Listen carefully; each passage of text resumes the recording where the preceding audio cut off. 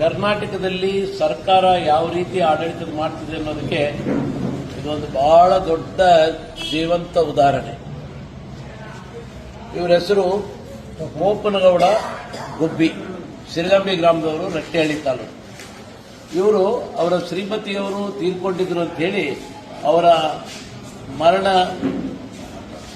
ಮರಣ ದಾಖಲೆ ಕೊಡಬೇಕು ಅಂತ ಒಂದು ಪತ್ರವನ್ನು ತಹಸೀಲ್ದಾರ್ ಕಚೇರಿ ಕೊಡ್ತಾರೆ.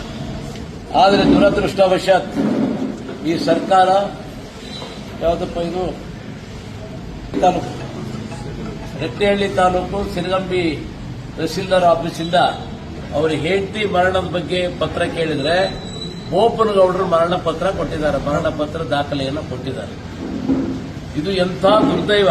ಅವರ ಹೆಂಡತಿ ಮರಣ ಪತ್ರವನ್ನು ಕೇಳಿದ್ರೆ ಗಂಡ ಯಾರು ಕೇಳಿದರೆ ಅವರಿಗೆ ಅವ್ರ ಮರಣದ ಪತ್ರವನ್ನು ಕೊಟ್ಟಂತ ಹೇಯ ಕೃತ್ಯ, ನಾಚಿಕೆಗೇಡಿನ ಸಂಗತಿ ಈ ಸರ್ಕಾರದಲ್ಲಿ ಆಗಿದೆ. ಇವತ್ತು ಅವರ FID ರದ್ದಾಗಿದೆ, ಅವರ ರೇಷನ್ ಕಾರ್ಡ್ ರದ್ದಾಗಿದೆ. ಇದೆಲ್ಲದಕ್ಕಿಂತ ಹೆಚ್ಚಾಗಿ ಬದುಕಿದ್ದಂತ ಮನುಷ್ಯನನ್ನ ಸಾಯಿಸಿದಂತ ತಾಲೂಕು ಕಚೇರಿಯ ಅಧಿಕಾರಿಗಳು ಯಾವ ರೀತಿ ಸರ್ಕಾರ ಕೆಲಸ ಮಾಡ್ತದೆ, ಸರ್ಕಾರದ ಅಧಿಕಾರಿಗಳು ಯಾವ ರೀತಿ ಕೆಲಸ ಮಾಡ್ತಾರೆ ಅನ್ನೋದಕ್ಕೆ ಇದೊಂದು ಬಹಳ ದೊಡ್ಡ ಜೀವಂತ ಉದಾಹರಣೆ.